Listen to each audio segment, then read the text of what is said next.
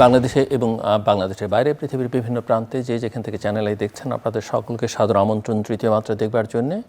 জুলাই অভ্যুত্থানের 2 বছর পূর্তি হলো এবং এই অভ্যুত্থানের পরে এই 2 বছরে আমাদের রাজনৈতিক, অর্থনৈতিক, কূটনৈতিক ক্ষেত্রে বা ইভেন সামাজিক ক্ষেত্রে অর্জন কী আর বিসর্জন কী সেটা মূল্যায়নের সময় হচ্ছে। আর সেই সব বিষয় নিয়েই আলোচনা করবার জন্য আমার সঙ্গে স্টুডিওতে রয়েছেন আমার বায়ে বসা আছেন সিনিয়র সাংবাদিক, কলামিস্ট, কবি, চর্চা সম্পাদক সোহরাব হাসান। আমার বায়ে তিনি। আমার ডানে রয়েছেন বাংলাদেশের একজন অত্যন্ত খ্যাতিমান ব্যবসায়ী নেতা, বারভিটা প্রেসিডেন্ট, সার্ক চেম্বারের নেতৃত্বে ছিলেন, এফবিসিসির পরিচালক ছিলেন, জাপানের সম্রাট কর্তৃক সম্মানিত একজন ব্যক্তি মিস্টার আব্দুল হক। আমার ডানে। স্বাগত আপনাদের দুজনকেই তৃতীয় মাত্রায়। সো আমি মিস্টার সোহরাব হাসান আপনাকে দিয়ে শুরু করতে চাই। 2 বছর পার হলো এবং আমরা উদযাপন করলাম, স্মরণ করলাম, মূল্যায়ন করবার চেষ্টা করছি যে এই অভ্যুত্থানের নেট রেজাল্ট কী। কারো কারো মতে শেখ হাসিনার বিদায়টাই যথেষ্ট, কারো কারো মতে অনেক আকাঙ্ক্ষা তৈরি হয়েছিল, সেগুলো অর্জন করতে আমরা ব্যর্থ হয়েছি। কারো কারো মতে আমরা শুধু শেখ হাসিনাকে বিদায় করেছি, এটাই একমাত্র সাফল্য, বাকি সব দিকে আমরা অনেকখানি পিছিয়ে গেছি। ভাবে বলছেন, আমি আপনারটা শুনতে চাই। আপনাকে ধন্যবাদ এবং আব্দুল হক ভাইকে শুভেচ্ছা। তিনি তো আমাদের ব্যবসায়ী মহলে এবং বিদ্যুৎসাহী মহলেও একজন পায়োনিয়ার ব্যক্তি। সবসময় এবং রাজনৈতিক আন্দোলন সংগ্রামেও তিনি সবসময় থাকেন ন্যায়ের পক্ষে, অন্যায়ের বিরুদ্ধে। তো জুলাই অভ্যুত্থানটা ছিল একটি গণমানুষের অভ্যুত্থান। এই অভ্যুত্থানটা প্রচলিত যে রাজনৈতিক ক্ষমতা বদল বা পালা বদলের জন্য নয়, বা এক সরকারকে ফেলে আরেক সরকার গঠন, এর চেয়ে একটু বেশি ছিল মনে হয়, এবং এর একক কোনো নেতৃত্ব ছিল না। কিন্তু পরবর্তীকালে আমরা এখন নেতৃত্বের ভাগিদার নিয়ে, কৃতিত্বের অংশীদারের দ্বারত্ব নিয়ে বেশ এক ধরনের কথার লড়াই চলছে। একটা হচ্ছে যে আমরা প্রতিবার গণ অভ্যুত্থান করি, আন্দোলন করি, সংগ্রাম করি, কিন্তু সেটা যেন ধরে রাখতে পারি না। সংগ্রামের লক্ষ্য, সংগ্রামের আকাঙ্ক্ষা, জনগণের প্রত্যাশা, এই যে আপনি ভূমিকায় যে কথাটা বললেন, মানুষের মধ্যে এই প্রশ্নগুলো তো আছে। তাহলে জুলাই অভ্যুত্থানে কি শেখ হাসিনার পতন বা ওই সরকারের বিদায় কি একমাত্র অর্জন? 2 বছরের মধ্যে আমরা দৃশ্যমান পরিবর্তনটা, কেউ অবশ্য মনে করেন যদি আমরা বিষয়টাকে সেখানেও সীমাবদ্ধ রাখতাম তাহলে হয়তো আমরা অন্যভাবে এগোতে পারতাম, কিন্তু সেটা না করে আরো অনেক কিছুকে জড়িয়ে আসলে সেটা এগোতে পারি না। বিশেষ করে অন্তর্বর্তী সরকার যেভাবে পরিধি বাড়িয়েছিল, এবং অনেকেই মনে করেন যে তাদের হয়তো এত দ্রুত নির্বাচন দেওয়ার ইচ্ছা ছিল না, এবং যেটি আপনি বারবার বলেছেন, এবং সেটা হয়তো কিছুটা তাদেরকে ধাক্কাও দিয়েছে। বিশেষ করে বিএনপির অনড় অবস্থান এই 18 মাসের নির্বাচনটি হতে বাধ্য করলো। কিন্তু কথা হচ্ছে যে অন্তর্বর্তী সরকার যে লক্ষ্যের কথা তারা বলেছে, সেটি তারা কতটা পূরণ করেছে। প্রথম হচ্ছে যে রাষ্ট্র তো মানুষকে নিয়ে, তো মানুষ মানে প্রতিটি মানুষ, 18 কোটি মানুষের অভাব, অভিযোগ, দুঃখ, কষ্ট, অধিকার বিষয়টি কিন্তু মনে রাখা। দল, সংগঠন এগুলো কিন্তু পরে, এই মানুষেরই সংগঠন। আরেকটি হচ্ছে যে জুলাই অভ্যুত্থান কেন হলো, একটা বড় কারণ এই যে কোটা বিরোধী আন্দোলনই নয়, একটি সরকার জনগণের ভোটে ক্ষমতায় এসে জনগণের একটা বড় অংশকে, সেটি হয়তো যদি আওয়ামী লীগ 40% ভোট পেয়ে থাকে, 60% ভোটারকে এর বাইরে রেখে রাষ্ট্র পরিচালনা করতে গেছে। এখন যে প্রশ্নটি আছে, আমরা ভবিষ্যতে কি একই পদ্ধতি অনুসরণ করব? সবাইকে নিয়ে চলবো না কাউকে বাইরে রেখে চলবো? আরেকটি হচ্ছে যে এই অন্তর্বর্তী সরকার এবং বিশেষ করে বিএনপি সরকার ক্ষমতায় আসার পর তো বেশ কয়েকটা সংকট, এখন আমরা গ্যাস সংকটে আছি, এর আগে তেল সংকট ছিল, আন্তর্জাতিক ক্ষেত্রে যুক্তরাষ্ট্রের সাথে চুক্তি বলি বা একটা ইরান যুক্তরাষ্ট্র যুদ্ধ একটা ভয়াবহ পরিস্থিতির মধ্যে ঠেলে দিয়েছে। এই অবস্থায় যে রাজনৈতিক ঐক্য দরকার, যে সমতা দরকার, যে সমান্তরালে চলার দরকার, পারস্পরিক সমঝোতা দরকার, সেটি অভাব প্রচণ্ডভাবে। একইভাবে জুলাই অভ্যুত্থান, যেটা জুলাই সনদ বলা হয়, সেই সনদের কোনটি বাস্তবায়ন করা হবে, কিভাবে বাস্তবায়ন করা হবে, সেটাও কিন্তু আজ পর্যন্ত এই 6 মাসে সরকারি দল ও বিরোধী দল একমত হতে পারল না। এবং বাংলাদেশ ব্যাংকের সাবেক গভর্নর তিনি একটা কথা বলেছেন, রাজনীতি ঠিক না হলে অর্থনীতি ঠিক হবে না। রাজনীতি ঠিক হলেও অর্থনীতি ঠিক না হতে পারে, কিন্তু রাজনীতি ছাড়া অর্থনীতি ঠিক করা কঠিন। এখন এটা কিভাবে, সেই ক্ষেত্রে বলবো যে আমরা খুব এগিয়েছি এটা বলা যায় না। একটাই বলা যায় যে একটা মুক্ত, অপেক্ষাকৃত মুক্ত পরিবেশ, সেখানে কথা বলা যাচ্ছে, প্রতিবাদ করা যাচ্ছে। কিন্তু আবার যে ভয়ের যে বিষয়টি বাংলাদেশকে ধারণ করে, বা বাংলাদেশের যে প্রত্যয় ছিল 71-এ, সেখান থেকে আমরা কতটা সরে গেছি, যেটি আপনি বললেন যে আমরা কি আরও পিছিয়ে যাচ্ছি, এই প্রশ্নটা রাজনৈতিক যে প্রবণতা কোনো কোনো ক্ষেত্রে, বিশেষ করে ডানপন্থার উত্থান, ধর্মীয় রাজনীতির যে প্রচণ্ড কী বলে অভিঘাত, সেটি কিন্তু আমাদের সামাজিক জীবনে একটা বড় ধরনের ধাক্কা দিয়েছে বা ধাক্কা দিচ্ছে আমাদের দৈনন্দিন জীবনে। যেটি হয়তো আওয়ামী লীগ স্বৈরতান্ত্রিক সরকারের সময় এক ধরনের ছিল, এখন এর কোনো কেন্দ্র নাই। যে যার অবস্থান থেকে আপনাকে আক্রমণ করে, আমাকে আক্রমণ করে, বা সঙ্গে নিতে চায়। একজন সবাইকে যে আক্রমণ করে তা না, তারাও নিশ্চয়ই দল ভারী করতে চায়, ধর্মীয় দলগুলো দল ভারী করতে চায়। এবং আমরা নির্বাচনের সময় দেখলাম তো জামাত ইসলামী ইসলামের কথা বলেনি, বরং ভোট চেয়েছে, ইনসাফের কথা বলে, ন্যায় বিচারের কথা বলে, দুর্নীতির কথা, সুশাসনের কথা বলে। সুতরাং তারাও কিন্তু এটা বুঝতে পেরেছে যে শুধু ধর্মের কথা বলে বৃহত্তর জনগণের আস্থা অর্জন করা যাবে না। নির্বাচনের পরে একটা, এই যে বিএনপির যে 2/3 সংখ্যা গরিষ্ঠতা পাওয়া, এটা বিরোধী দলকে এক ধরনের কী বলবো যে নিরাপত্তাহীনতায় ফেলে দিয়েছে, যে আমাদের কোনো কথাই তো হয়তো তাহলে সংসদে আমরা কাজে লাগবে না, আমাদের কোনো দাবি পূরণ হবে না। এটা থেকে, এবং বিএনপিকে আমি মনে করি এক্ষেত্রে একটা মানে সমন্বয়ের পথ নেওয়া উচিত।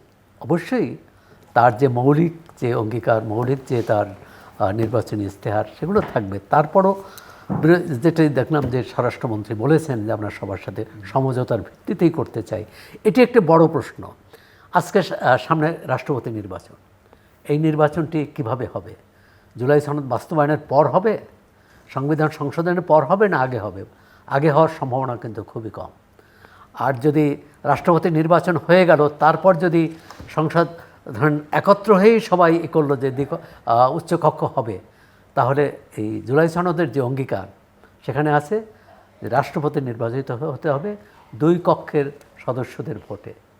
অনেকগুলো প্রশ্ন কিন্তু আবার তৈরি হচ্ছে, অনেকগুলো প্রশ্ন থেকে আমরা প্রশ্নের মীমাংসা করেছি, কিন্তু অনেকগুলো প্রশ্ন সামনে এসেছে। বিচার বিভাগ, এই প্রশ্নটা রয়েই গেছে।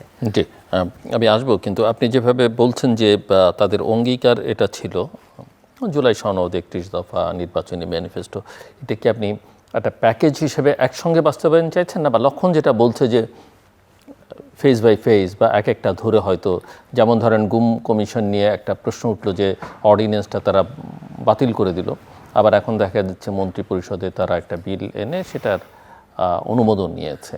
সো আমি এই কথা শুনবো আপনার কাছ থেকে। তার আগে মিস্টার আব্দুল হকের কাছ থেকে ঘুরে আসছি। মিস্টার হক, আপনি শুনছিলেন, এবং আমি জানি যে জুলাইকে ঘিরে আমাদের সবার মতো আপনারও বিশেষ অনুভূতি, বিশেষ আবেগ আছে, কিন্তু একই সঙ্গে এটাও প্রশ্ন যে অর্জনকে নানাভাবে দেখবার সুযোগ আছে। আমি আগেও বলেছি, কেউ একটাই অর্জন দেখতে চান যে এক স্বৈর শাসকের বিদায় হচ্ছে, কিন্তু বাকি অনেক ক্ষেত্রে হতাশাও আছে, কারো কারো ভাষায় প্রাপ্তিও আছে। আপনি কি দেখেন? অনেক ধন্যবাদ আপনাকে এবং শ্রদ্ধেয় সৌরভ ভাই, যিনি চমৎকার করে উনি বিশ্লেষণ, আমি খুব মনোযোগ দিয়ে শুনছিলাম। দেখুন, প্রথমে তো ডেফিনেটলি আমাদের এই শহীদান যারা জুলাই মাসে কি অগস্টের 5 পর্যন্ত যে আত্মাহুতি দিল, সারা পৃথিবী সেটা অবাক হয়ে দেখেছে।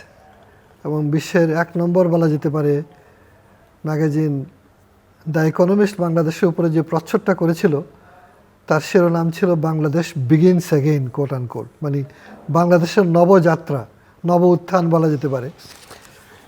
তো সেখানে কিন্তু আমরা তার আগে 71 সাল থেকে যে শহীদানরা, মানে আহমদ শফা সাহেব বলতেন যে বাংলাদেশই হচ্ছে দক্ষিণ এশিয়াতে একমাত্র দেশ যেটা রক্তাক্ত একটা লড়াইয়ের মাধ্যমে দিয়ে প্রতিষ্ঠিত। আমরা ভারত কিংবা পাকিস্তানের মতো নেগোশিয়েটেড সেটেলমেন্ট না, সে অর্থে আমরাই সবচেয়ে অগ্রগামী রাষ্ট্র হওয়া উচিত। আমাদের এই সবচেয়ে আধুনিক পদ্ধতি কিংবা শাসন ব্যবস্থা, বিচার ব্যবস্থা, সংস্কার, পরিবর্তন, পুলিশি ব্যবস্থা সবটাই কিন্তু আমাদের এখানে সবচেয়ে বেশি মানুষের প্রত্যাশাগুলো পূরণ হয় নাই বলে বারে বারে আমরা হোঁচট খাচ্ছি এবং রাজনীতিবিদরা সে ভাষাটা দিতে পারেন নাই। পারহ্যাপস আমার কাছে মনে হয় এই বয়সে এসে যে একটা যে ব্যাপক সমাজ বিবর্তন কিংবা সোশ্যাল রেভলিউশন প্রয়োজন ছিল সেটা বাংলাদেশ দিতে পারে নাই, আমাদের রাজনীতি সেটা দিতে পারে নাই। সেজন্যই কিন্তু বারে বারে হোঁচট খাচ্ছে। এমনকি এবারও সৌরভ ভাইয়ের কথার রেশ ধরে যদি আমি বলি, যে প্রত্যাশা আমাদের মধ্যে, যে প্রত্যাশা নিয়ে আমরাও বা এই বয়সে গিয়েছিলাম, এবং উনি যথার্থই বলেছেন এটা কিন্তু কোনো একক গোষ্ঠী কিংবা একক দল কিংবা এমনকি যে ছাত্ররা নেমেছে শুধু তাদেরই আন্দোলন হিসাবে কিন্তু শেষ পর্যন্ত থাকে নাই। এটা কিন্তু ডেফিনেটলি একটা জনগণের, টোটাল জনগণ এটা সামিল হওয়ার ফলে কিন্তু এটা সম্ভব হয়েছে, যেটা আমি মনে করি হয়তো বিএনপির বেনিফিশিয়ারি। বিএনপি একটা নির্বাচন হয়েছে, নির্বাচনের কারণে তারা নিয়মতান্ত্রিকভাবে ক্ষমতায় এসেছে, এটা তাদের পলিটিক্যালি তারা ডিজার্ভ করে, ফাইন।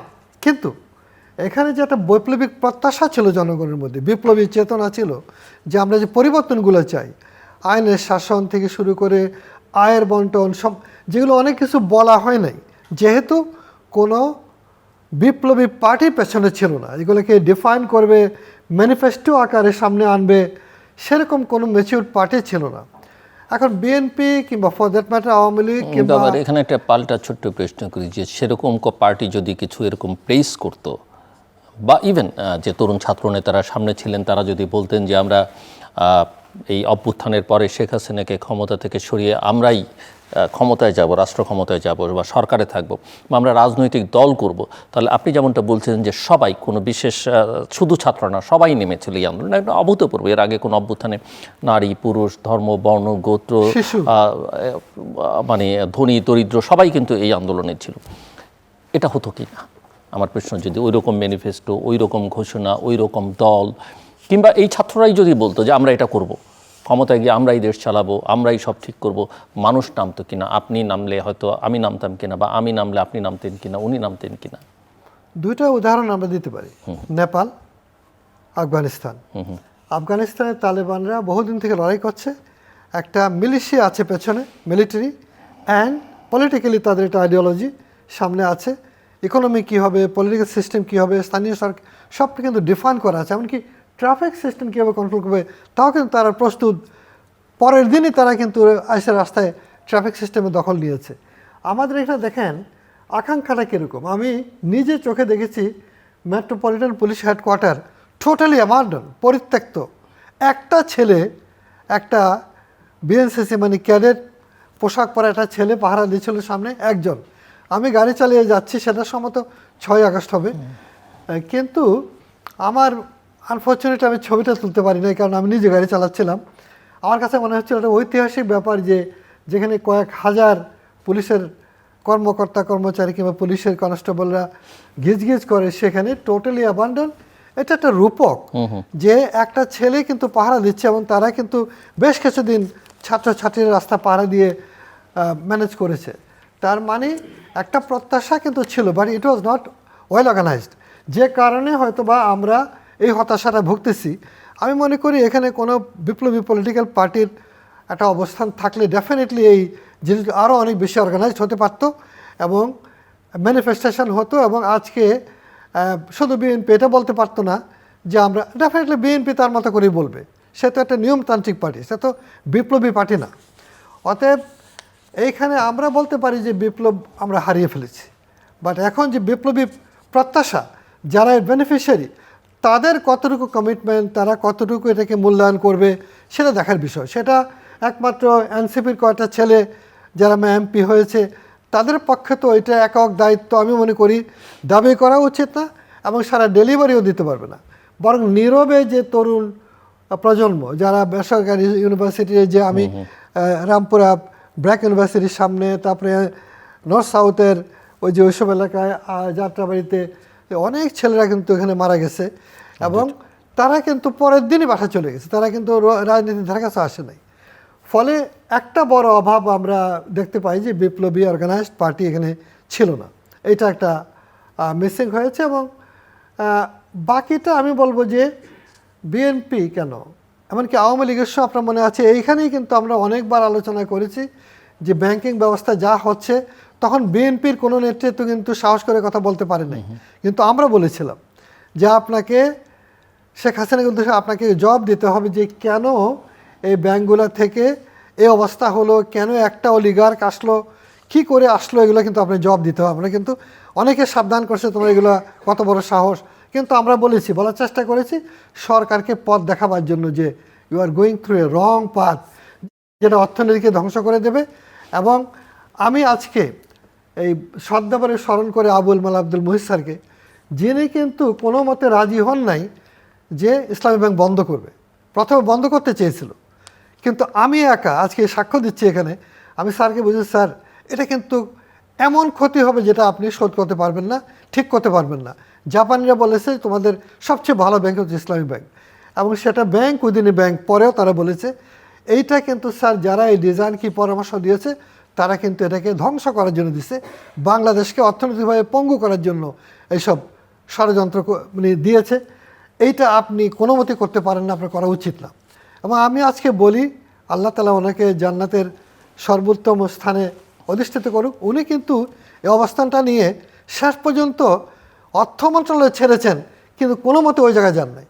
আমি অন্তত আল্লাহর কাছে সাক্ষ্য দিতে চাই। তো অতএব চেষ্টা অনেকে করেছে, আমি মনে করি ডেফিনেটলি বাংলাদেশের পরিবর্তন হবে। হয়তো পরিবর্তনগুলো এইভাবে খুব তাড়াতাড়ি হওয়া উচিত ছিল, যেটা আমরা বারে বারে মিস করছি। সে মিসিংয়ের মূল কারণ হচ্ছে বিপ্লবী পার্টির কিংবা বিপ্লবী চেতনার অ্যাবসেন্স। এবং এখন জাস্ট কোনো মতে ক্ষমতার পালাবদল, এটা কিন্তু জনগণ চায় নাই।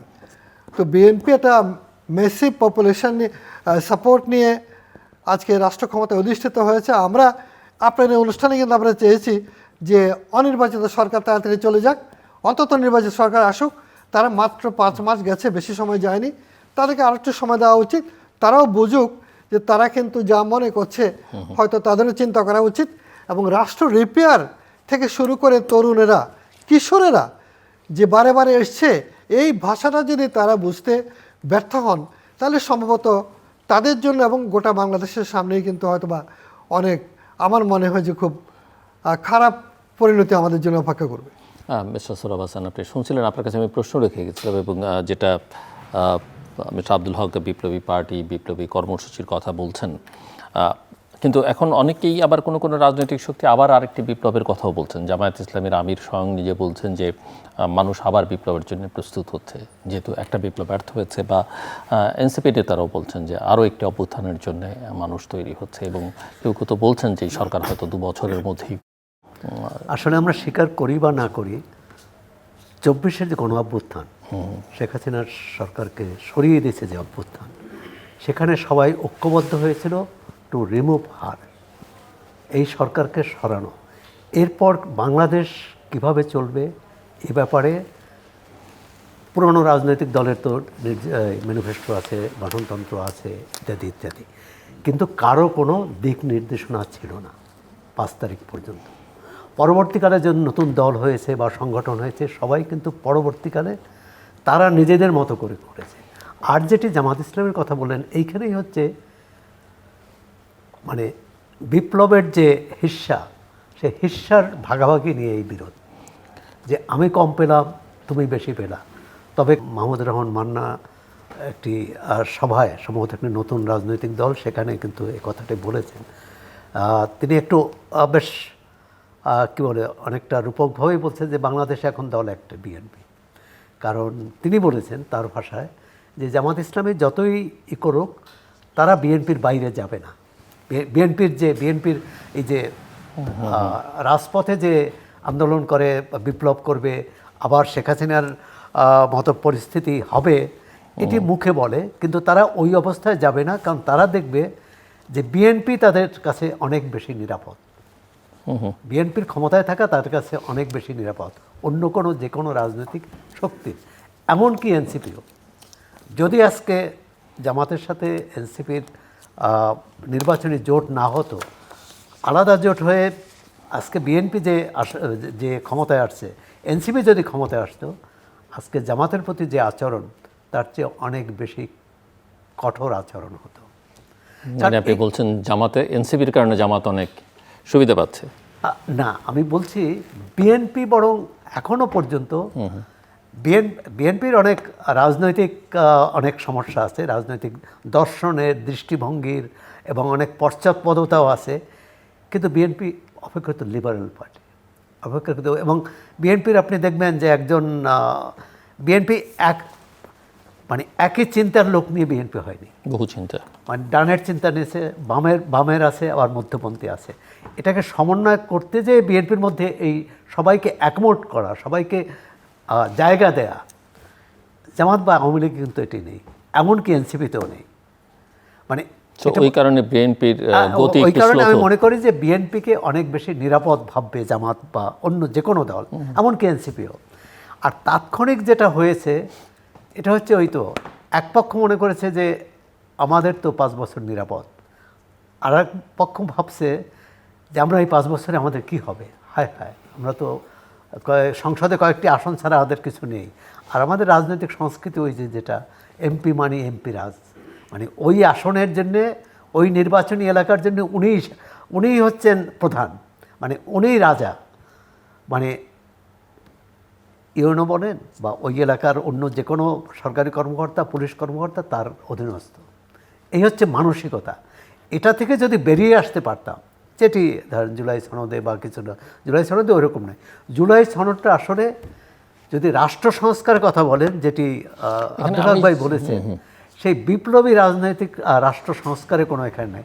এখানে একটা আছে, আরেকটা বিষয় আপনি যেমন বলেছেন, আমিও খানিকটা বলছিলাম যে একটাই লক্ষ্য ছিল শেখ হাসিনার বিদায় বা তার সরকারের বিদায়, সেটাও যেমন সত্য, আবার মিস্টার হক যেমনটা বলছেন এটাও সত্য যে উনি যদি বলেননি, কিন্তু আমরা যে গ্রাফিতিগুলো দেয়ালে দেয়ালে দেখেছি সেটা কিন্তু একটা বার্তা দিচ্ছিল যে এই তরুণদের মনের আকাঙ্ক্ষা কি, তারা কি চায় আসলে। সেটা শুধু এই জুলাই অভ্যুত্থানে না, তার আগে 18 সালের কোটা বিরোধী আন্দোলনে, নিরাপদ সড়ক চাইয়ের আন্দোলনে, ওই যে ভ্যাট প্রাইভেট ইউনিভার্সিটিগুলোতে যে ভ্যাট প্রথা সেটার বিরুদ্ধে আন্দোলনে, এই আকাঙ্ক্ষা কিন্তু আমরা সবসময় দেখেছি। এখানে একটু আমার খুবই মানে বিস্ময় লাগে, 18 এই কোটা বিরোধী কোটা না, নিরাপদ সড়ক আন্দোলনের পর আপনি দেখেছেন ঢাকা শহরের সম্ভবত 1 সপ্তাহের বেশি ওরা নিয়ন্ত্রণ করেছে, কিন্তু একটি অঘটন ঘটেনি, কারো উপর যে হামলা করেনি, আক্রমণ করেনি, কোনো গাড়ি ভাঙেনি, কিন্তু সেটা একদম বাচ্চারা ছিল, যাই হোক না, তারপর তাদের সঙ্গে কলেজ ছাত্ররাও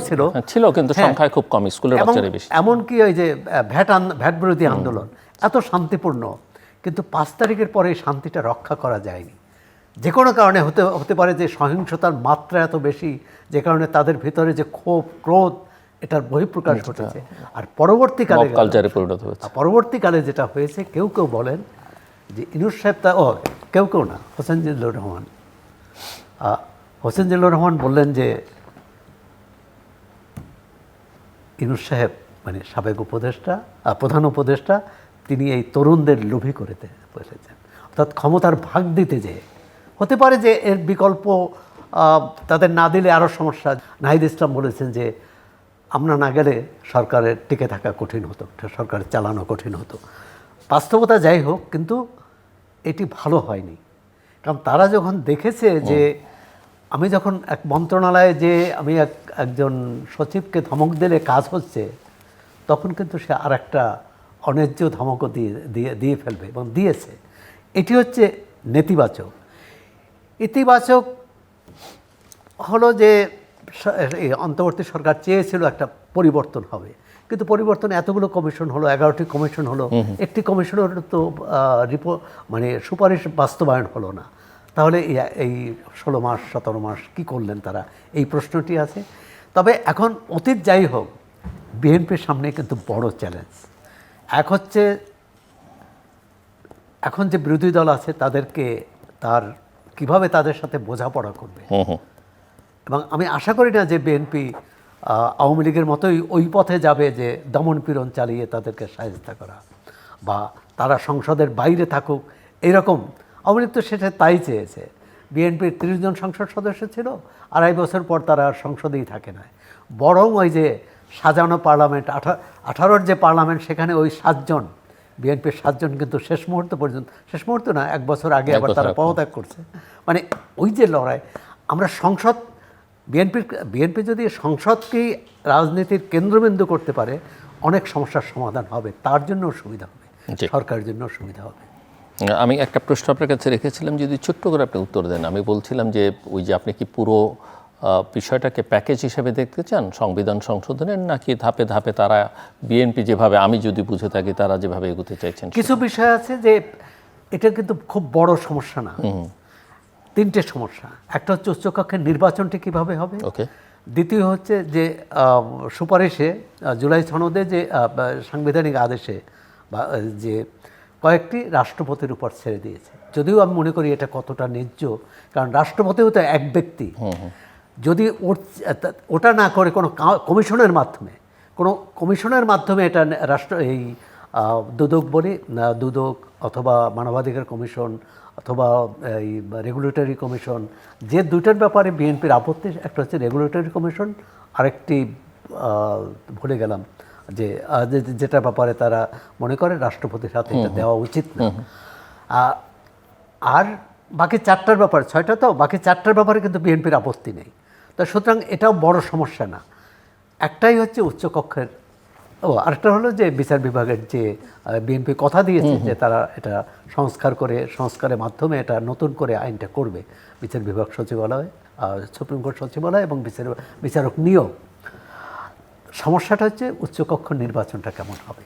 এরপরেও আমরা তত্ত্বাবধায়ক সরকারের ব্যবস্থাটা কিভাবে ফেরত আসবে সেটা একটা ইস্যু, এবং আরো অনেকগুলো আছে। সেটাও আছে, কিন্তু সেটা একটু পরে ভাবতে হবে। প্রতিষ্ঠান কতটা স্বাধীনভাবে কাজ করতে পারবে, উচ্চকক্ষটা কিভাবে হবে, আর রাষ্ট্রপতির হাতে যে ক্ষমতার একটা ভারসাম্যর কথা বলেছে, সেটা বিএনপি বিরোধী দলের সাথে আমি মনে করি আলাপ আলোচনা করে এটা সমাধান করা অনেক সুখকর। কি বিষয় বলবো, আপনি ধরায় দেন। মানে এই বিষয় তো আমরা যেটা আলোচনা করছি সেটা আপনি কন্টিনিউ করতে পারেন। আরেকটা প্রসঙ্গ আলোচনার মধ্যে এসছে, সেটা হচ্ছে যে 71-এর পরে আমরা রিকনসিলিয়েশনের কথা বলেছি, আমরা 90-এর পরেও একই কথাবার্তা আলোচনা হয়েছে, 2007 এটা আপনার স্মরণ থাকবার কথা, রিফর্মের আলোচনা হয়েছে, ট্রুথ অ্যান্ড রিকনসিলিয়েশনের আলোচনা হয়েছে। ইভেন ইন্টারিম গভর্নমেন্টের সময় আমরা তো দেখলাম আমাদের প্রাক্তন প্রধান বিচারপতি, আইনমন্ত্রী, আইন উপদেষ্টা, তারা সাউথ আফ্রিকা পর্যন্ত গেলেন যে ট্রুথ অ্যান্ড রিকনসিলিয়েশনের ইস্যুটা। বিএনপিও খানিকটা এই বিষয়ে তাদের ইশতেহারে বলেছে। এর মধ্যে শেখ হাসিনা দিল্লিতে প্রেসকে মিট করেছেন ভার্চুয়ালি, সেখানেও উনি ওই রিকনসিলিয়েশনের প্রসঙ্গটা খানিকটা টেনে নিয়ে এসেছেন। সো আমি একটু আপনার কাছ থেকে বুঝতে চাই যে আমরা তো এই যে জুলাইকে কেন্দ্র করে এত ঐক্য হলো, বিভাজন তো 71-এর পর থেকেই বিভাজন, জুলাইয়ের পরেও সেই বিভাজন। এই বিভাজনের থেকে ভিন্ন মত থাকবে, ভিন্ন দল থাকবে, বিতর্ক থাকবে, কিন্তু জাতীয় ইস্যুতে তো কোথাও কোথাও এক থাকতে হবে, এবং সেই সংস্কৃতি, সেই পরিবেশ আমরা তৈরি করতে পারছি না। সেটা তো একটা চরম ব্যর্থতা। কারণ হলো লি কুয়ান ইউর ভাষায় চীনের সিঙ্গাপুরের বিশ্ববিখ্যাত যে নগর, মানে সিটি স্টেটের প্রবক্তা কিংবা এত সফল রাষ্ট্রনায়ক, তিনি কিন্তু বলেছেন যে ডেমোক্রেসি ওখানেই হতে পারে যেখানে মৌলিক বিষয়গুলো, ফান্ডামেন্টাল ইস্যুগুলোর সম্বন্ধে সবাই একমত, তারপরে মতবিরোধ হবে পদ্ধতি কী হবে কিংবা ওইসব ব্যাপারে। কিন্তু বাংলাদেশে সম্ভবত স্বাধীনতার পর থেকে আমরা মৌলিক জায়গায় কিন্তু ঠিক করতে পারি নাই, যে ব্যর্থতাটা আমাদের কিন্তু আজও পর্যন্ত দৌড়ে বেড়াচ্ছে। আমি যদি শ্রদ্ধাভরে স্মরণ করব যে শহীদ প্রেসিডেন্ট জিয়াউর রহমান, তিনি কিন্তু সামরিক বাহিনীর লোক হয়েও সম্ভবত তার সামরিক বাহিনীর ব্যাকগ্রাউন্ডের কারণেই তিনি পেরেছিলেন যে তিনি আপনার একটা খুব স্বল্পতম সময়ে বাংলাদেশকে একেবারে একটা নড়বড়ে অবস্থা থেকে অর্থনীতিতে, রাজনীতিতে, টোটাল ডিসিপ্লিন ওয়ার্ডারে একটা জায়গায় আনতে তার সময় কিন্তু খুব কম ছিল। দেখুন সেখানেও কিন্তু তিনি অল্প সময়ের মধ্যে মানুষকে মোবিলাইজ করতে পেরেছিলেন, খাল কাটার নাম করে হোক, যেভাবে হোক, যেটা মার্চও করেছেন লং মার্চে। কিন্তু এটা আমি অনেক পরে বুঝেছি, পশ্চিমবঙ্গের একজন বিদ্যুৎ গাঙ্গুলি নামে আমাদের মাদারীপুরে বাড়ি, উনি কিন্তু বাংলাদেশে এসেছিলেন। আমি 2 দিন তার সঙ্গে ডিউটি করেছি ফেডারেশন চেম্বার থেকে। এই 2 দিনে উনি অনেক কথা বলেছেন যে আপনাদের একজন ভালো শাসক ছিল জিয়াউর রহমান। আমরা সীমান্তে এসে দেখেছি যে তিনি কী করে মানুষকে মোবিলাইজ করেন। এই মোবিলাইজেশনটা আগে কখনো বুঝি নাই যে খালকাটা ওয়ার যে উসিলা, আসলে উনি চলো কিছু করি, জাপানিরা বলে গামবারি মাসো, প্রতিদিনই কিন্তু কাজের আগে তারা ওইরকম একটা স্লোগান দিয়ে ফ্যাক্টরিতে কাজ শুরু করে আজও। তো চাইনিজরা কিন্তু এটা ফলো করেছে। এখন দেখেন তিনি কিন্তু কেন পারলেন, তিনি কিন্তু একটা সামরিক শক্তি পেছনে ছিল এবং নিজের সততা ছিল একেবারে আকাশচুম্বী এবং কমিটমেন্টটা ছিল, যার জন্য তার সরকারের ভেতরে আবুল ফজল সাহেবের মতো নাস্তিক থেকে শুরু করে আপনার মধ্যপন্থী ভাসানী সাহেবের এন্টায়ার পলিটিক্যাল গ্রুপ তিনি কিন্তু তার দলে নিয়েছেন এবং স্বল্পতম সময়ে তিনি কিন্তু অত্যন্ত দর্শনীয় একটা উদাহরণ তৈরি করেছেন। বেসরকারি খাতে ব্যাংক থেকে আরম্ভ করে প্রাইভেট সেক্টরে চালু করা এন্টায়ার ইকোনমিতে একটা প্রাণ আনতে পেরেছিলেন।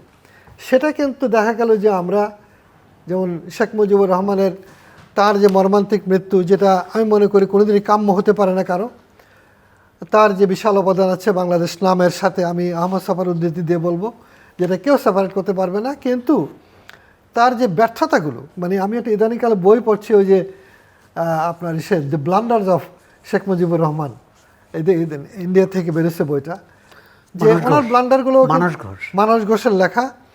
তো এই যে ব্লান্ডার, এটা কিন্তু আমাদের সবার জন্য ব্লান্ডার, শুধু একা যে ওনার ব্লান্ডার তা না। সেটা সে জিয়াউর রহমান সাহেবের মৃত্যু কিন্তু অ্যাগেইন ইজ এ কনস্পিরেসি, এবং সেটা সামরিক বাহিনী দ্বারা হয়েছে। কিন্তু দেখেন ঘুরে ফিরে এমনকি 24-এর আমাদের যে গণ অভ্যুত্থান, সেখানে কিন্তু সামরিক বাহিনীর রোল আছে। যদি তারা শেখ হাসিনাকে সমর্থন করতো তাহলে এই ঘটনা কিন্তু ভিন্ন রকম হতো, হয়তো রক্তের গঙ্গা বইতো। তারা করে নাই বলে কিন্তু আপনি ছাত্ররা কিংবা তরুণরা কিংবা জনগণ বেরিয়ে এসছে এবং আপনার এই অভ্যুত্থানটা হতে পেরেছে। অতএব এখানে বাংলাদেশ রাষ্ট্রে আমি মনে করি still long way to go, এবং এটাকে কোনো মতেই চিন্তার কোনো কারণ নাই যেটা সেটেল হয়ে গেছে, আমি ক্ষমতায় আমরা চলে আসছি বলে আমরা এরকম করব। আমার মনে হয় it's not going to last. সেজন্য আমার মনে হয় যে টোটাল পলিটিক্যাল পার্টির চিন্তাবিদদের, আমাদের সকলেরই চিন্তা করা উচিত যে আমাদের মানুষের যে প্রত্যাশাগুলো, সেটাকে আপনাকে কোনো না কোনোভাবে ভাষা দিতে হবে। এবং বিশেষ করে তরুণদেরকে যদি আপনি বঞ্চিত করে রাখেন, কোনো মতে মনে করেন যে আপনি তাদেরকে বুঝ দিয়ে রাখবেন, সেটা কিন্তু হবে না, সেটা স্টেবল হবে না। কদিন আগে যে জাইকার চিফ আসছিলেন, তিনি কিন্তু কতটা ইঙ্গিতময় কথা বলেছেন, পলিটিক্যাল স্টেবিলিটির কথা বলেছেন, নীতির বিশ্বাসযোগ্যতার কথা বলেছেন, মারাত্মক কথা। কিন্তু বুঝলি তোমাদের নীতির উপরে কতটুকু আস্থা রাখা যায়। কিছুদিন আগে কিন্তু আমরা জাপানের সাথে ইকোনমিক পার্টনারশিপ এগ্রিমেন্ট করেছি, ইপিএ। ঠিক কিছুদিন পরেই এই কথা বলার মানে কি, আমি লেখার চেষ্টা করেছি একটা পত্রিকাতে, একটু যে জাপানিরা ভদ্র জাতি, সব কথা আপনাকে খুলে বলবে না, আমাদের অ্যানালাইসিসগুলো, বিশ্লেষণগুলো কী হতে পারে। তো সেই জন্য আমার মনে হয় যে এই কদিন আগে যে আমাদের অনেক সিনিয়র লিডার মির্জা ফখরুল ইসলাম সাহেব, আলমগীর সাহেব কিন্তু মারাত্মকভাবে ওনার হতাশা ব্যক্ত করেছেন। আমি মনে করি বিএনপির ভিতরে চমৎকারভাবে বলেছেন এইটা উনি হয়তো একজনকে ইঙ্গিত করে বলেছেন, বাট এই কথাটার মানে কিন্তু ব্যাপক। হয়তো পলিটিক্যাল পার্টির মহাসচিব হিসাবে উনি এর চেয়ে বেশি বলতে পারেন না, সেই জন্যই বলেন নাই। তার মানে আমরা যা প্রত্যাশা করেছি তা কিন্তু হয়নি।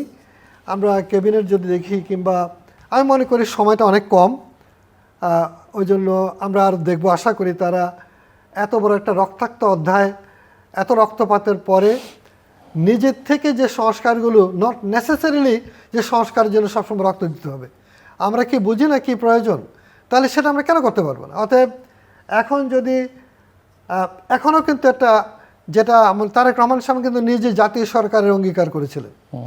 আমরা মনে করি এক ধরনের জাতীয় সরকার তারা হয়তো করেছেন, যেমন এখানে বিভিন্ন দলের যেমন জোনায়েদ সাকি আছেন, আর কে আছেন, নূর আছেন, হ্যাঁ নূর আছেন, ববি আছেন, ইত্তাকার, সেটা আরও বড় হতে পারতো।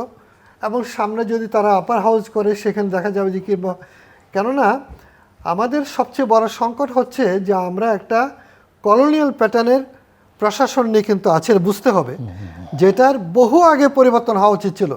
যদি শেখ সাহেবের সময়, শেখ সাহেব কিন্তু একটা দারুণ কাজে হাত দিয়েছিলেন, সেটা ছিল ল্যান্ড রিফর্ম। আনফর্চুনেটলি হয় না, এর জন্য আজকে আপনি যত দানব তৈরি হয়েছে ল্যান্ড দিয়ে তৈরি হয়েছে কিন্তু দেখেন। এবং ল্যান্ডের এখনও পর্যন্ত সবচেয়ে বড় দুর্নীতি ল্যান্ড। জরিপ থেকে শুরু হয়, এসি ল্যান্ড কোটি কোটি টাকার মালিক হয়, সাব রেজিস্ট্রাররা কোটি কোটি টাকার মালিক হয়, জনগণ তার শোধ করে এই টাকা। অতএব বাংলাদেশের কোনো সংস্কারই কিন্তু সেভাবে হয় নাই। অতএব যতটুকু টুকিটাকি সংস্কার হয়েছে সামরিক সরকাররা করেছে, এটাই পলিটিক্যাল সরকাররা কিন্তু বড় সংস্কারে হাত দিতে পারেন নাই।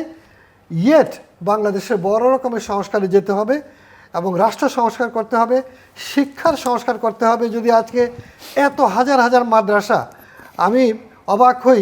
এবং এই যে প্রতিটা মফস্বলে আপনি একটা ইউনিভার্সিটি করছেন, কী শিক্ষা দিচ্ছেন? এগেইন বিবিএ এমবিএ, এর বাজার কোথায়? এ তো প্রতি বছর 20-25 লক্ষ তরুণ বাজারে আসছে, তার মার্কেট কোথায়? তার চাকরি কোথায় হবে? সে কি করবে? সেটা সরকারকে বুঝতে হবে, টোটাল জনগোষ্ঠীকে নিয়ে করতে হবে। কৃষক আজকে যেমন ধরেন এই যে আমাদের লোকাল ইনভেনশন টেসলা নামক যে অটো, গ্রামে গঞ্জে কিন্তু কোনো শ্রমিকই নাই, ধান কাটার লোক নাই, সব শহরে চলে আসে, কিংবা একটা রিক্সা নিয়ে নামলে কিন্তু দিনে 1000 টাকা রোজগার করতে পারে। তো কৃষক শ্রমিক তো তা দিতে পারে না। কিন্তু কৃষক তাহলে খাদ্য নিরাপত্তার কী হবে? তবে জমি সব নিয়ে খালি আপনি অ্যাপার্টমেন্ট, আর সরকারি লোকেরা বানাচ্ছে ডিপার্টমেন্ট, মানে অথরিটি, খালি অথরিটি, এই অথরিটি ওই, কতগুলো যে অথরিটি শেখ হাসিনা করছে, এগুলো নতুন কমিশন করে চিন্তা করা উচিত আদৌ এগুলোর দরকার আছে কিনা। ফলে আমি মনে করি যে Bangladesh will have to go for a long way. Mrs Sohrab Hasan, truth and reconciliation, truth and reconciliation, যেটা মিস্টার আব্দুল হককে প্রশ্ন করেছিলেন। ট্রুথ অ্যান্ড রিকনসিলিয়েশন হওয়া তো উচিত, কিন্তু আগে তো সত্য স্বীকার করতে হবে, তারপর রিকনসিলিয়েশন হবে। অর্থাৎ যার যার দায় এটা স্বীকার করতে হবে। বিচার কি প্রক্রিয়া হবে বা হবে না, তার চেয়ে হলো যে এই ঘটনা ঘটেছে, তার দায় আমার, যেই ক্ষমতায় থাকুক, কিন্তু সে সময় ওই দায়টা স্বীকার করতে হবে। আমিও মনে করি, এবং বিএনপির নির্বাচনী ইশতেহারেও আছে। এখন এটা কিভাবে হবে? এক ধরনের রিকনসিলিয়েশন তো হয়, যেমন নির্বাচনের সময় কোনো দল বলেনি, এনসিপি বা জামাত সহ, যে আওয়ামী লীগ সমর্থকদের ভোট নেব না। এবং ভোট নেওয়ার জন্যে কিন্তু তারা তাদেরকে প্রশংসা করেছে, তাদেরকে এক ধরনের আশ্বাসও দিয়েছে। কোথাও কোথাও আওয়ামী লীগের অফিস খোলাও হয়েছে নির্বাচনের পর। এখন হচ্ছে কি, এটার এই রিকনসিলিয়েশনটা কিন্তু আবার যদি শুধু সরকারি দল করতে চায় বা শুধু সরকার করতে চায়, তখন কিন্তু বিপদে পড়বে। এটার জন্য একটা জাতীয় ঐকমত্য থাকতে হবে। কার সঙ্গে রিকনসিলিয়েশন? রিকনসিলিয়েশনটা হওয়া উচিত, যেটা কখনো হয়নি আমাদের এখানে, 17 কোটি মানুষের রিকনসিলিয়েশন। আমরা তো রাষ্ট্রটা করেছি, 17 কোটির যদি জনসংখ্যা হয়, 16 কোটিকে বাদ দিয়ে, মানে রাষ্ট্রের যে সুযোগ সুবিধা তা সেটি 16 কোটি মানুষের অধিকার নাই। অধিকার হচ্ছে 1 কোটি মানুষের, এর মধ্যে বিরোধী দল, এর মধ্যে ব্যবসায়ী, এর মধ্যে সাংবাদিক, এর মধ্যে সমাজের বিভিন্ন স্তরে আমলা। একটা হচ্ছে মানসিকতার পরিবর্তন কিভাবে হবে। এই যে গণতন্ত্র নিয়ে এত কথা বলি, রাজনৈতিক দলগুলো কি গণতান্ত্রিকভাবে পরিচালিত? দল গণতান্ত্রিক না হলে রাষ্ট্র গণতান্ত্রিক হওয়া কঠিন। আমরা তো সব দায়িত্ব একজনের হাতে দিই, তখনই কিন্তু তাকে দেবতা তৈরি করি, যে ইনি আর ব্যক্তি নেই, ইনি আমাদের সবার সবার মতো নন, ইনি হচ্ছে উপরে, উনি যে সিদ্ধান্ত নেবেন আমি মেনে নেব। মানে আমাদের জাতীয় সংসদে বক্তৃতা বিবৃতিতে এর থেকে কিভাবে বেরিয়ে আসা যায়। হ্যাঁ, জিয়া রহমানের কথা বলছেন, আর যদি প্রশাসনিক সংস্কার বলেন তাহলে কিন্তু সেটা এরশাদ মোহাম্মদ এরশাদের সময়, হ্যাঁ ওটাই উনি বললেন যে মিলিটারি এরশাদের সময়। অন্য সংস্কার, বঙ্গবন্ধু আরেকটি সংস্কার করতে চাইছেন, এটা তো পরীক্ষা হয়নি, জেলা এই যে স্থানীয় সরকার, জেলা গভর্নর, জেলা গভর্নর, হ্যাঁ, that was তখন good সবটাই idea. পরবর্তীকালে এই 64টা জেলাই কিন্তু হয়েছে। হ্যাঁ, ভীষণভাবে হওয়া দরকার ছিল। এখনো কিন্তু এটা হ্যাঁ, এটা প্রশাসনিক, কিন্তু এখন ওইটা ওই যে আছে জেলা পরিষদের জেলা পরিষদ আছে, কার্যকর, কিন্তু একদমই জেলা একদম। গভর্নর ছিল যে জেলার সমস্ত কিছু ওই Absolutely, তার অধীনে করবে। বাংলাদেশের কিন্তু ভীষণ সমস্যাটা দরকার, আমি হচ্ছে মনে করি। আমরা এই যে জাতীয় সরকার এবং ঐকমত্যের সরকার নানাভাবে সবাই কর্নেল তাহের থেকে শুরু করে শেখ হাসিনা পর্যন্ত সবাই জাতীয় সরকার বা ঐকমত্যের সরকার বলছে, অর্থাৎ আমার সঙ্গে যে থাকবে সেটাই জাতীয় সরকার। জাতীয় সরকার হবে সবাইকে নিয়ে। ডক্টর মোহাম্মদ ইউনূস এক সময় বলছিলেন যে যদি এই বাংলাদেশের যে, এবং তিনি বোধহয় ওই 2007 না 8-এ যে এটা হতে পারে না যে কোনো বিরোধী দল থাকবে না, আমরা 5 বছরের জন্য সরকারি দল বিরোধী দল সবাই মিলে সরকারটা চালাবো। আমাদের এখানে পরীক্ষা হয়নি, সেটা আবার কি সমস্যা তৈরি করে। আপনি যেটা বলেন যে রিকনসিলিয়েশন, এটা খুবই জরুরি। এখন রিকনসিলিয়েশনটা শুরু হতে হবে পরিবার থেকে। আমাদের পরিবারেও রিকনসিলিয়েশন নাই, আর পরিবারে আছে কর্তৃত্ববাদ। পরিবারের একজন জ্যেষ্ঠ পুরুষ সদস্য সবাইকে অন্য কথা শোনাতে বাধ্য করে। আমাদের প্রতিষ্ঠানগুলো হচ্ছে ব্যক্তিকেন্দ্রিক, চেয়ারম্যান যা বলবেন সেটাই হচ্ছে প্রতিষ্ঠান চলবে। তো এই ধারা থেকে বেরিয়ে আসা, এটা একটা দীর্ঘ রাজনৈতিক সাংস্কৃতিক জাগরণ দরকার, বিপ্লব দরকার। সাংস্কৃতিক বিপ্লব না হলে কি রাজনৈতিক বিপ্লব হবে না। আবার সাংস্কৃতিক বিপ্লব এটা না যে চীনে রাশিয়ায় এটা করার জন্য লাখ লাখ লোক মারা গেছে। এটা করতে হবে স্বেচ্ছায়, মানে মানুষের স্বতঃস্ফূর্ততার মধ্য দিয়ে, যেভাবে গণ অভ্যুত্থান হয়েছে বাংলাদেশে। এই রক্তাক্ত গণ অভ্যুত্থান ছাড়াও 2টা অভ্যুত্থান হয়েছে, সেটা হচ্ছে 70-এর নির্বাচন এবং যদি বলি 91-এর নির্বাচন। বটে। এই নির্বাচনে একটা দেশের বাক ফেরত ঘটেছে। পরবর্তীকালে সেটা ধরে রাখতে পারেনি। ধরেন আওয়ামী লীগ, বিএনপি তখন সরকারি দল ও বিরোধী দল ছিল, তারা যদি চাইতো যে সত্যি আমরা একসঙ্গে গণতন্ত্রকে এগিয়ে নেব, যে যখন যাকে জনগণ পছন্দ করবে সে ক্ষমতায় আসবে। কিন্তু আমাদের রাজনৈতিক নেতৃত্ব নিজেকে বিরোধী দলে থাকতে কখনোই পছন্দ করে না, আর ক্ষমতায় থাকতে প্রতিপক্ষের উপর চড়াও হয়। এর থেকে যদি বেরিয়ে আসতে পারে তাহলে গণতন্ত্রের ভবিষ্যৎ উজ্জ্বল, আর যদি না পারে তাহলে হয়তো ওই ডক্টর শফিকুর রহমানের মতো আরেকটা বিপ্লবের জন্য আমরা অপেক্ষা করব। আমি কুইকলি 2-3টা জিনিস একটু আলোচনা রাখতে আনতে চাই। একটা হলো যে এই যে স্থানীয় সরকারের যে, কিংবা যেমন জাপানে প্রায় 40টা না 47টা প্রিফেকচার আছে, এবং তারা কিন্তু সব কিছু করে। নির্বাচিত গভর্নর আছে এবং প্রাদেশিক মতো পরিষদ আছে, ডিফেন্স ছাড়া সবই তারা করে। কিন্তু বিশেষ করে উন্নয়নগুলো সব তারা দেখে। একইভাবে কিন্তু চীন কমিউনিস্ট কান্ট্রি, কিন্তু তার প্রাদেশিক এইগুলো কিন্তু অত্যন্ত পাওয়ারফুল। তো আমি দেখলাম এটা কিন্তু বাংলাদেশে অকার্যকর। আপনি সব এক কেন্দ্রিক, এবং তাকে দেবতা বানিয়ে ফেলতেছেন। কখনো বলছে আমি উম্মত, কেউ বলতেছে অলি, কেউ বলে যে আপনার কি সব বলে, মানে আশ্চর্য ব্যাপার। সেখানে স্বাধীনতার পরে যে শুরু হয়েছিল যে জিনিসটা, ডিস্ট্রিক্ট গভর্নর, যদি অরিজিনাল ডিস্ট্রিক্টগুলো বলেন, আমাদের এখানে এক একটা জেলা কিন্তু ইউরোপের একটা দেশের সমান, 50-60 লক্ষ পপুলেশন। এখানে কিন্তু সমস্ত উন্নয়ন পরিকল্পনা কিংবা শাসন ব্যবস্থা অনেক ডিসেন্ট্রালাইজ হতে পারতো যদি এগুলোকে আবার নেতৃত্ব তৈরি হতো। তা না করে সব এক কেন্দ্রিক করার কারণে এটা একটা মারাত্মক বিষয়। তার আরেকটা উদাহরণ হচ্ছে ঢাকা। ফর এক্সাম্পল, ঢাকায় একটা মেট্রোপলিটন গভর্নমেন্ট হবে এবং সেখানে 7, 8, 10টা মেয়র হতে পারে যদি আপনি অঞ্চলগুলোকে ভাগ করেন। সেটা করা হয়নি, মাত্র 2টা করে থেমে আছে। আরেকটা জায়গায় আমি বলবো, 2টা করেছে তো রাজনৈতিক, নিজের রাজনৈতিক স্বার্থে, ক্ষুদ্র রাজনৈতিক স্বার্থে, মানে ঈশ্বর স্বার্থে করেনি। আমি পুঁজির ব্যাপারে একটা কথা বলতে চাই, যেহেতু আমি প্রাইভেট সেক্টর থেকে আসছি। পুঁজির যে ভয়ঙ্কর রকমের রূপ আমরা দেখলাম বিগত সময়ে, যে পুঁজিবাদীরা যাদের উত্থান হলো, অলিগার্ক কিংবা ক্রনি ক্যাপিটাল।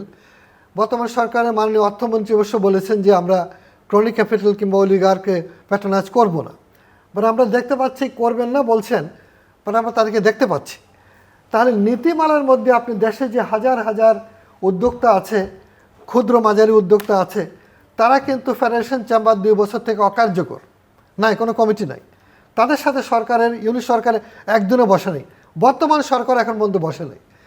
তাহলে এই যে অলিগার্কদের যে কাণ্ড, তারা যে টোটাল কান্ট্রিকে খালি করে যদি 1.5 কোটি অনাবাসী বাংলাদেশের বিদেশ থেকে প্রতিদিন টাকা না পাঠাতো, তাহলে কিন্তু বাংলাদেশ ডেফিনেটলি ব্যাংকরাপ্ট হতো, ডেফিনেটলি কেউ রোধ করতে পারতো না। এবং শেখ হাসিনা যেভাবে চালাচ্ছিলেন তিনি কিন্তু 2-3 মাসের মধ্যে ব্যাংকরাপসির তলে পড়ে যেতেন, কারণ তার ওই ক্ষমতা ছিল না এটাকে কন্ট্রোল করার, যেভাবে অ্যাসালম গ্রুপ কিংবা এইসব গ্রুপেরা যে টাকা পার ডলারে 7 টাকা 8 টাকা 10 টাকা করে তারা কন্ট্রোল করে করে নিয়ে যাচ্ছিল। এবং এটা নিয়ে তারা বাইরে 17-18 বিলিয়ন খালি ইসলামী ব্যাংকের মাধ্যমে নিয়েছে। এটা পৃথিবীর ইতিহাসে নজির। সেখানে পুঁজির একটা এত বড় রক্তপাতের পরে যে সরকার আসলো, আমরা পুঁজির বিকাশটা কি, জাতীয় পুঁজির দর্শনটা কীভাবে জানতে চাই, এবং তরুণদের কাছে, উদ্যোক্তাদের কাছে, সারা দেশের ক্ষুদ্র মাঝারি ব্যবসায়ীদের কাছে সরকার কিভাবে বলবেন যে অলিগার্ক কিংবা ক্রনিক ক্যাপিটাল হবে না, কিংবা ভূমি নিয়ে যে দস্যুরা ইতিমধ্যে সারা দেশে পুরো দেশের খাদ্য নিরাপত্তাকে বিঘ্নিত করছে, হাউজিংয়ের নামে সব ভয়ঙ্করভাবে ক্ষতিগ্রস্ত করে ফেলেছে, এমনকি টপ সয়েল নিয়ে চলে যাচ্ছে রাতের অন্ধকারে। ভয়ঙ্কর ব্যাপার। কিন্তু অতএব রাষ্ট্র তো ব্যর্থ হয়ে যাবে। এটা রাষ্ট্র হিসেবে টিকতেই পারবে না। ভিতরের এই শত্রুরা, ভিতরের যে আপনার ক্রিমিনালরা কিংবা ক্যান্সারের মতো প্রশাসনের লোকেরা, আপনি চীনে নেকেড অফিসিয়ালস কোট আনকোট, যে অফিসিয়ালদের উন্মোচন করো, উলঙ্গ কিংবা দিগম্বর করো, তাদের ফ্যামিলি কি বাইরে আছে? তাহলে বাদ। সেইভাবে বাংলাদেশে আমরা কি বর্তমান সরকার কাছে দাবি করতে পারি যে ওই ধরনের কোনো উদ্যোগ নেবেন, যে যারা অর্থ পাচার করছে কিংবা জড়িত আছে, দুর্নীতি করছে, ভয়ঙ্কর রকমের দুর্নীতি চলতেছে, এবং দুর্নীতির ব্যাপারে কিন্তু আমরা এখন পর্যন্ত কোনো দৃশ্যমান শাস্তি কিংবা পানিশমেন্ট দিতে পারি না, যে একটা ডিটারেন্স সামনে আসবে।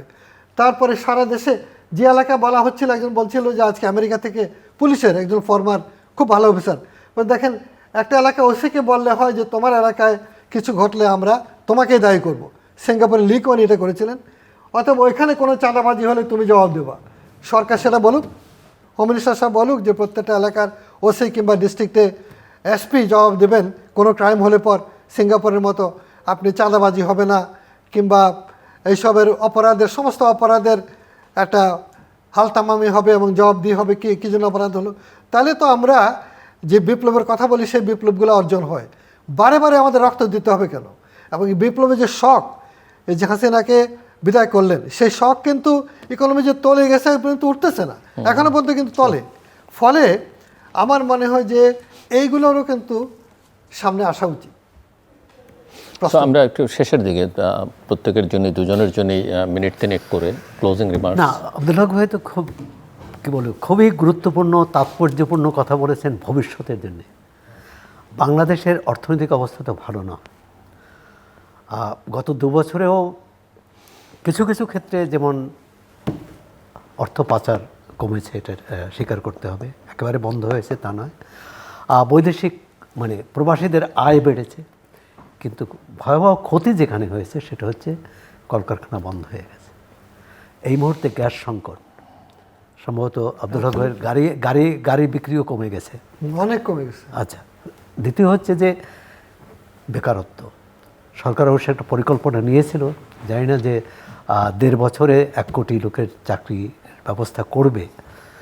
তবে আশা করব সেটা আওয়ামী লীগ সরকারের মতো এরকম হবে না যে দলীয় লোকদের, না 10 টাকা চাল না। আওয়ামী লীগ সরকার কিন্তু আরেকটি করেছিল, 6 মাসের জন্য কর্মসৃজন, তাদের বোধ হয় 5,000 না 7,000 এরকম টাকা দিত, যে ওই 6 মাস পর আর তাকে 6 মাসে হচ্ছে তার সারা জীবনের কর্মভাতা, বেকার ভাতার মতো, না তাকে দিয়ে কোনো কাজ করাতো। এটি খুব কঠিন, এবং এই কারণেই বলছি বিনিয়োগ না হলে, ইন্ডাস্ট্রি না হলে হবে না। কথা হচ্ছে যে বিনিয়োগ না হলে কারখানা না হলে কর্মসংস্থান হবে না। এখন এটার জন্য একটা সর্বাত্মক উদ্যোগ দরকার, এবং এখানে অন্তত রাজনৈতিক দলগুলো, বিশেষ করে সংসদে যারা আছে, তাদের মধ্যে একটা ঐকমত্য আসুক, যে আমরা সব কিছু পরে চিন্তা করব, অর্থনীতিকে আগে বাঁচাতে হবে, রক্ষা করতে হবে, এগিয়ে নিতে হবে। এবং সেক্ষেত্রে যারাই আমাদের সহায়তা করতে পারে, সেটা ভারত হোক, যুক্তরাষ্ট্র হোক, চীন হোক, যারা আমাদের সহায়তা করবে সবার সহায়তা নেব। তবে দেখতে হবে যে সেই সহায়তা নিতে যে আমাদের অর্থনীতি আবার কোনো রকম বড় ক্ষতির মুখে না পড়ে। ডেফিনেটলি অর্থনীতি, আমার মনে হয় শঙ্কার বিষয় হচ্ছে অর্থনীতির সব সূচকই কিন্তু নেতিবাচক হচ্ছে। যেটার কারণ যথার্থ যে কারণ আছে, কারণ হলো এত বড় একটা অর্থনৈতিক শক সামলিয়ে কিন্তু অর্থনীতি, অনেক ইন্ডাস্ট্রি বন্ধ হয়ে গেছে, অনেক ইন্ডাস্ট্রি আপনার চালাতে পারা যায়নি, তারপরে অর্থ পাচার হয়ে গেছে কি ভয়ঙ্করভাবে। আমার তো অবাক লাগে যে আমরা ব্যাংকরাপ্ট কেন হলাম না। অন্তর্বর্তীকালীন সরকারের যে আমাদের প্রাক্তন গভর্নর মহোদয় কিন্তু বলেছেন, এবং তারা কিন্তু অল্প স্বল্পতম সময়ের মধ্যে কিন্তু পাচারটা বন্ধ করে একটা স্টেবিলিটি এনেছিলেন, যেটা কিন্তু একটা খুবই ইতিবাচক একটা ব্যাপার ছিল, দেখার বিষয় ছিল আমি মনে করি। এখন আমাদের জন্য চ্যালেঞ্জ হলো, যেমন ধরেন রাজনৈতিক কথা বলছে জাইকার প্রেসিডেন্ট, পলিটিক্যাল স্টেবিলিটি থেকে ইঙ্গিত করা হয়েছে সেখানে ভারতের সাথে আপনার এঙ্গেজমেন্ট লাগবে।